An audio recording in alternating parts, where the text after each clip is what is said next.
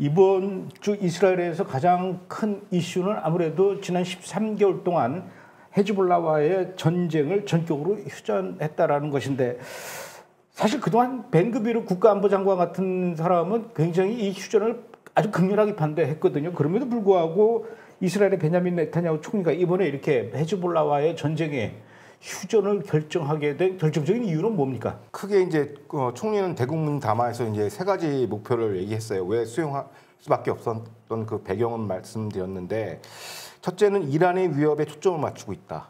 이게 무슨 얘기냐면 이란의 핵무기는 지금 약간 시간축의 문제예요. 시간이 제한되어 있기 때문에 장기적으로 지금 당장 해결해야 될 문제이기 때문에 모든 역량을 이란에 초점을 맞춘다. 핵시설 파괴나 이런 것들. 그래서 지난 수개월 동안에 어떻게 보면 그 방공망도 파괴하고 가장 취약한 시기이기 때문에 지금이 이란을 타격할 핵 문제를 해소할 그 기회의 창이라고 보는 것이죠. 그런데 반면 가자지구나 하마스, 헤즈볼라는 이건 이제 장기 과제로 넘길 수가 있어요. 트럼프 행정부가 들어오기 때문에 장기가 넘길 수 있는데, 이란 문제는 지금이 적기다라는 것이죠. 그래서 이제 첫 번째 이유로서 수용 배경에 대해서 이란 위협에 초점을 맞추고 있다. 여기에 집중하기 위함이다라고 얘기를 했고, 두 번째는 이스라엘 군을 재충전하고 있다. 지금 1년 내내 지금 전쟁을 치르고 북부 주민도 그렇지만 엄청난 지금 누적된 피로에 지금 쌓여 있거든요. 그래서 이스라엘 군을 재충전하기 위함, 재정비하기 위함이다라고 두 번째 이유를 밝혔고, 세 번째는 그 북부 헤즈볼라와 가자지구의 전선을 단절시켜서 이거 이제 해결해 놓고 이제 가자지구에 집중하겠다라는 얘기죠. 여기도 지금 처리해야 될 일이 많거든요. 여기 그 내부 소요 사태도 있고 가자지구 안에서, 그러니까 이거 치안 관리나 여러 가지 안정화 작전이 소요가 있기 때문에 하마스를 이제 고립시킬 수 있을 것이다라고 이제 세 가지 관점을 얘기했어요. 그런데 헤즈볼라의 관점에 대해서는 이렇게 얘기합니다. 총리는 이제 헤즈볼라의 핵심 전력인 로켓 미사일 등 전력의 80%가 이미 파괴됐다. 물론 최근에 이제 공격이 있었지만 그 정도는 뭐 대규모 공격이라면 볼 수 없고, 비무장지대 내 헤즈볼라 진지가 한 80% 파괴됐다. 라타니강 이남이죠. 그러니까 이들을 중심으로 이걸 어느 정도 파괴가 됐으므로 지금 협상안을 받아들여야 될 타이밍이다라고 이제 한번 숨고르기 하면서 대국민 설득에 들어갔습니다. 제 핸드폰에 그 레드 알러트라고 해서 가자지구 하마스나 저 북쪽에 헤즈볼라가 이스라엘 향해서 로켓이나 드론 날리면은 경고 알람이 막 뜬다고 했지 않습니까? 예전에는 하루에도 진짜 수백 번씩 알람이 떴는데 진짜 이 휴전한 뒤로는 알람이 안 떠요.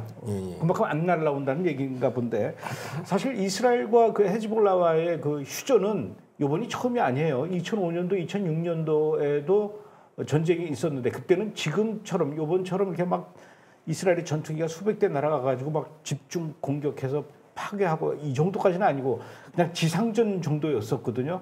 어쨌든 2006년도에 휴전할 때도 휴전 각서를 썼어요. 휴전안을 이제 협상을 했는데, 그때 당시에 썼던 휴전안 내용과 이번에 이스라엘과 헤즈볼라 간에 작성한 휴전안 똑같습니까? 좀 다른 부분이 있습니까?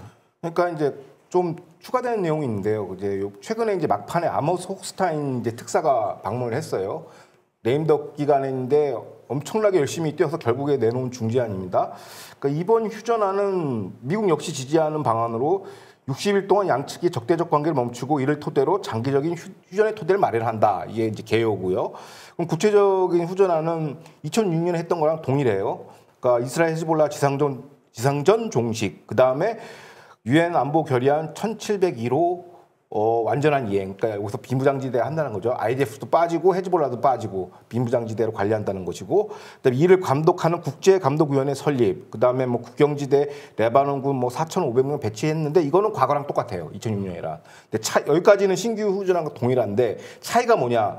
그러니까 네타냐후 총리가 끝까지 관철시킨 게 있어요. 보통 이게 한 일주일에 걸쳐서 나온 기사인데 네타냐후가 원론적으로는 찬성하지만 추가적인 조항이 필요하다고 좀 협상을 좀 끌었어요. 그러다가 이제 화요일 날 전에 이제 전격적으로 타결이 됐는데, 그 끝까지 관철시킨 조항이 두 가지입니다. 이게 핵심이에요. 비무장지대에서 IDF 작전의 자유권을 보장한 거예요. 그리고 두 번째가 뭐냐면 유엔 평화군과 레바논 군의 군대가 이제 그 관리 감독을 하거든요. 그 뭐라고 해야 되나, 그 중립 지역에서 이제 비무장지대를 헤즈볼라를 관리하는데 그동안 유엔필이 거의 뭐 방기를 했죠. 근데 이거를 미국이 직접 평화 유지를 관리 감독한다라는 조항 두 가지 조항이 지금 청구가 된 겁니다. 그러니까 이거랑 과거랑 다른데 구체적으로 설명하면 뭐냐면 이게 왜 중요하냐면 첫 번째 이제 헤즈볼라가 라타니 이남에서 준동할 경우 혹은 거기서 이제 땅굴을 다시 만들려고 할 경우에 IDF가 유엔 평화유지군이나 레바논 정규군 LAF의 협조 승인 없이 직접 가서 타격할 수가 있어요. 그게 이번에 추가된 거예요. 그러니까 그 과거랑 완전히 다르죠. IDF가 언제든지 작전권을 행사할 수 있다는 그 자유권을 보장을 받았습니다. 부속 조항으로. 두 번째는 이제 미국이 직접 비무장지대에서 관리 감독권을 행사한다. 이게 무슨 얘기냐면은 그 전까지는 이제 유엔 안보리 1701호 그거 이행 사항과 위반 사항을 유니필 그 평화유지군이 다 총력 관리를 했어요. 유엔군 사령관이. 근데 미국이 직접 관리하겠다라는 것이죠. 그러면 이 모니터링하는 것도 미국이 이제 대신 맡아주겠으니 이게 약간 긍정적인 신호가 있어요. 왜? 트럼프 행정부가 들어오면 아무래도 이스라엘에 좀 우호적인 대통령이 오기 때문에 프랑스가 방해를 해도 미국이 강압적으로 이제 공정하게 이제 집행할 수 있다라는 것이 모니터링. 그래서 이 두 가지가 어떻게 보면 네타냐후의 마음을 이제 흔든 거죠. 이걸로 이제 이 정도면 휴전을 수용해도 되겠다라는 게 이 두 가지 포인트입니다. 이번에 그 이스라엘의 베냐민 네타냐후 총리가 이렇게 헤즈볼라와의 전쟁 휴전 그만하겠다, 휴전하겠다 이렇게 결정하게 된 데는 아무래도 미국의 47대 대통령으로 도널드 트럼프가 당선된 것도 큰 이유가 되겠죠. 예, 앞서 얘기한 거 이제 연장선에서 얘기하면은 트럼프 대선 승리가 어떻게 보면 네타냐후의 그 계산법을 바꾼 거죠. 왜냐하면 그 전에는 그 이스라엘 북부 비무장지대를 친이란 성향의 바이든 행정부 혹은 반이스라엘 성향의 유엔이 관리 감독했는데 이게 이제 완전 트럼프 행정부가 직접 하는 거예요, 관리를. 그 무슨 얘기냐면은 앞서 얘기했지만 1701호 감독 모니터 권한이 그 프랑스계 군대가 와가지고 이제 그 유엔필 사령관이 승인하고 안 하고 하거든요. 근데 과거에 보시면 알겠지만 유엔필 사령부가 있는 그 부대 진지 근처에서 막 땅굴 대놓고 파고 막 거기서 미사일 발사체 하는데 아무런 제재 조치를 안 했어요. 근데 이걸 트럼프 행정부가 직접 와서 관리하겠다라는 거예요. 또 나중에 사후에 말씀드리겠지만 이게 굉장히 강력한 규제가 들어온 이 조항이 있다고 합니다. 그러니까 이 정도까지 양보해서 이제 받아들인 거고, 그러니까 트럼프 행정부가 결정적이죠. 누가 관리를 하느냐. 똑같은 협상안이고 휴전안이라 하더라도 관리 주체가 바이든이냐 트럼프에 따라서 180도 달라지는 것이죠. 그래서 이게 아마 네타냐후의 셈법을 바꾸게 된 게 아닌가 개인적으로 생각합니다. 그런데 들리는 말에 의하면 미국의 조 바이든의 그 임기 말 레임덕에 빠져 있긴 하지만 그래도 조 바이든의 압력도 베냐민 네타냐후 총리가 이번에 휴전에 이르게 됐는데 아주 한몫했다라는 얘기가 있어요. 사실입니까? 예, 이제 어떻게 보면 지금 현지 미국에서 미 바이든 대통령에 대한 그 평가는 거의 조리돌림 수준이에요. 역대 최악의 대통령이라고 하니까 그 바이든도 마지막 자기 임기에 대한 레거시 어떤 업적을 남겨야 되지 않겠습니까? 그래서 가장 많이 비판받는 게 이제 두 개의 전쟁을 일으키고 전 세계를 그냥 전쟁 불바다로 만들어놨다는 것이죠. 그런데 러우 전쟁은 그렇다 치더라도 중동에서 최소한의 전쟁 하나 정도는 막고선 퇴임을 하고 싶었나 봐요. 그래서 가자 전쟁 휴전은 이스라엘이 워낙 완강하게 반대를 하고 그나마 헤즈볼라 쪽에서 이제 실마리를 찾은 거죠. 이 휴전안을 합의해주면서. 그래서 바이든 행정부의 크게 압박은 두 가지예요. 첫 번째는 군사적 압박이고 두 번째는 외교적 압박인데 군수 지원 압박은 뭐냐면 최근 채널 12 뉴스 보도에 나왔지만 미국이 2만 파운드 분량의 폭약이 지금 여전히 선적 지원되고 있어요. 이거 제가 여러 번 얘기하는데 아직도 안 들어왔다는 거예요. 2천 파운드 분량의 폭약이 2만 파운드 분량의 폭약이 뭐냐면 NK-84 포탄, 이른바 벙커버스터예요. 그러니까 헤즈볼라는 지하 땅굴까지 파괴하려면 이게 필요해요. 제이담하고는 다른 겁니까? 그보다 더 세요. 벙커버스터는 들어가서 완전 이게 화강암이잖아요. 이 산이 그것까지 뚫고 들어가기 때문에 폭약의 이 강도가 굉장히 중요하거든요. 그래서 어떻게 보면 나타니 강 이남에서 헤즈볼라 지하 터널까지 완전히 파괴하려면 이게 필요한데 이거를 주질 않으니까 지금 병력들 손실이 좀 커요. 그러니까 요걸 때문에 이제 이스라엘의 그 고갈된 군수를 이제 빌미를 잡아가지고 군수 압박을 통해서 협상안에 나와 수용해 이걸 이제 압박을 한 것이죠. 그래서 이제 네타냐후 총리의 그 국민 담화 이제 두 번째 아까 얘기했던 게 뭐냐면 수전 수용 배경 두 번째가 이스라엘군을 재충전의 요건. 그러니까 무기가 없으니까 싸우고 싶어도 조금 효율적이지가 못해요. 그래서 이걸 이참에 아예 이스라엘군을 재충전하는 요건이라는 것이죠. 그럼 이 안에 뭐가 들어갔냐면 그동안 1년 동안 장기 파견된 병력들에 대한 피로에 지쳐 있죠. 그것들을 이제 다 회복시켜서 한번 훈련을 시켜야 되고 병력 정비에 필요하고 두 번째는 이스라엘 자체 군수물자 생산 보급을 좀 재확충을 해야 돼요. 과거에 나왔던 얘기지만은 지금은 전쟁 중에 있어서 뭘 할 수가 없었거든요. 근데 이참에 이제 군수보급 체계도 미국 의존도에서 좀 떨어져서 이제 다극화시키겠다.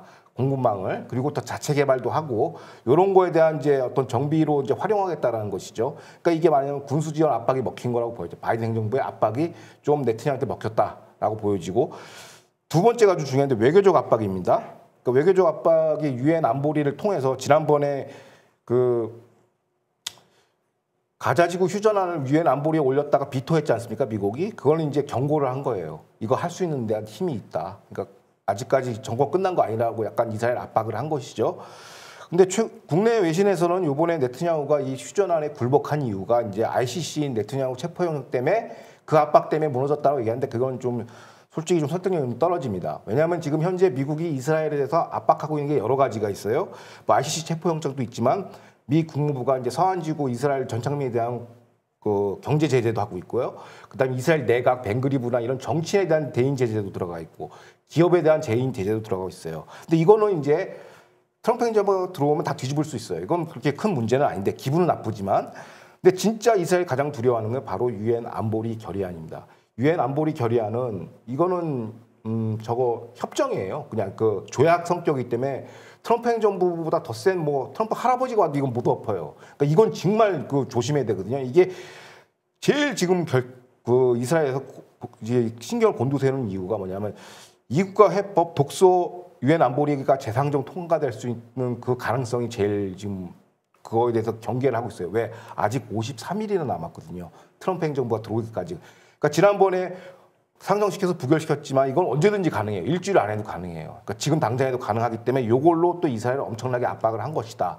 그래서 요거에 대한 바터로 이 카드를 이제 네타냐후가 받고 이제 헤즈볼라 휴전을 협상했는데 그러면 이스라엘 입장에서는 가장 또 약한 카드를 줘야 되지 않겠습니까? 그럼 지금 보면은 가자 정부나 북부 헤즈볼라 이란 중에 가장 약한 고리가 보니까 헤즈볼라거든요. 그러니까 헤즈볼라가 군사력은 하마스보다 세지만 이미 80% 파괴돼 있고 국외에 있단 말이에요. 국경 바깥에 있는데 서한지구하고 가자지구는 이거 좀 성격이 달라요. 이거 이국가 해법으로 연동될 수 있고 이게 이국가 해법으로 연동이 되면은 이제 이 정치적 리스크나 국권에 대한 리스크가 엄청나게 커져요. 그래서 네타냐후 총리 이하 정부 내각은 이걸 제일 위험해하고 있어요. 그래서 이거를 관철시킬 수 있는 유엔 안보리를 저지시킨 대가로 이제 헤즈볼라 그 휴전안이나 맞바꿈을 한 것이죠. 어떻게 보면 차선을 선택한 거예요. 네타냐후 현재 상황에서 전략적으로. 왜냐하면 유엔 안보리가 제일 무서운 거거든요. 이스라엘 입장에서는. 이국가 해법을 받아들이게 되면 사실상 국가 이스라엘은 없어져요. 왜냐하면 가자지구와 서한지구는 이스라엘 국내 안에 있기 때문에 여기서 언제든지 테러가 발생할 수 있고 여기서 국가를 인정하는 순간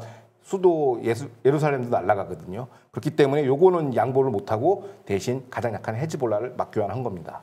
근데 이제 중요한 것은 종전이 아니에요. 예. 휴전이에요. 그리고 그 휴전 기간도 우선은 60일 기간 동안만 이제 휴전을 하겠다 이렇게 나왔는데 이런 상황에서 레바논 국민들은 외신을 통해서 보니까 아주 좋아가지고 난리더라고요. 이제 뭐 그 아마 레바논 남부 지역에 살던 사람들이 북쪽으로 피난 갔다가 다시 이제 고향으로 돌아갈 수 있다라는 그런 생각 때문에 그렇게 이제 좋아하는지는 잘 모르겠지만 이렇게 휴전하는 거에 대한 이스라엘 국민들의 반응, 정서 어떻습니까?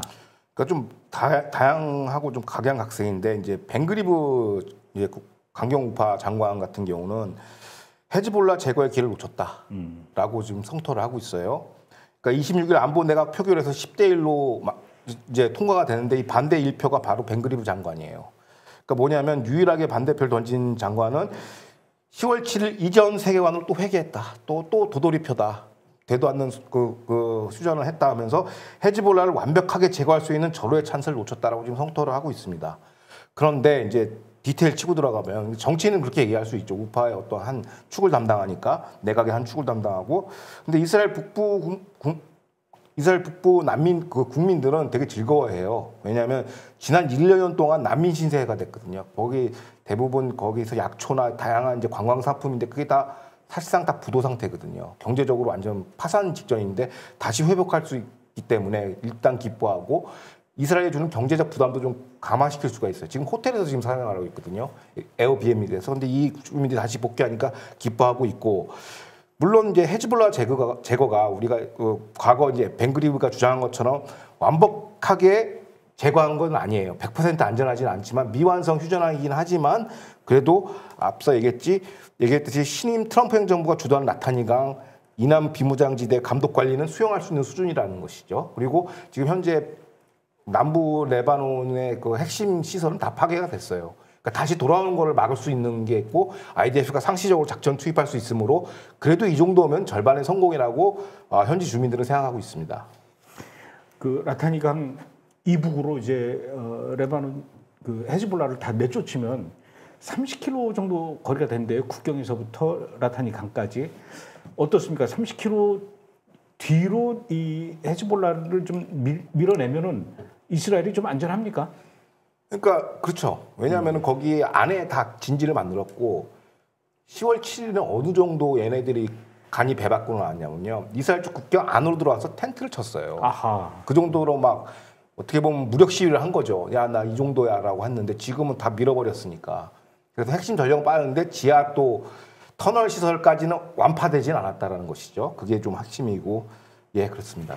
그래도 뭐 80% 정도 이렇게 다 파괴를 했다라고 하는데, 아유, 나머지 20%도 다 했으면 좋았을 텐데, 제가 그 골란고원에 가면은요, 거기에 체리 농장이 그렇게 많아요. 그래가지고 그 체리 농장 가면은 20불인가 얼마를 내면은 마음대로 먹고 배 터지게 먹고 한 보따리 싸갖고 올 수 있을 만큼 아주 그 원래 시리아가 점령하고 있을 때는 거기가 거의 그냥 황무지였는데 그렇죠. 이스라엘 사람들이 가서 살면서 거기를 과수원과 아주 옥토로 이렇게 바꿔놨는데 하도 그냥 이 헤즈볼라가 공격을 해대니까 결국은 거기 있던 이 이스라엘 주민들이 남쪽으로 많이 피난 왔었죠. 이제 다시 돌아갈 수 있을 것 같은데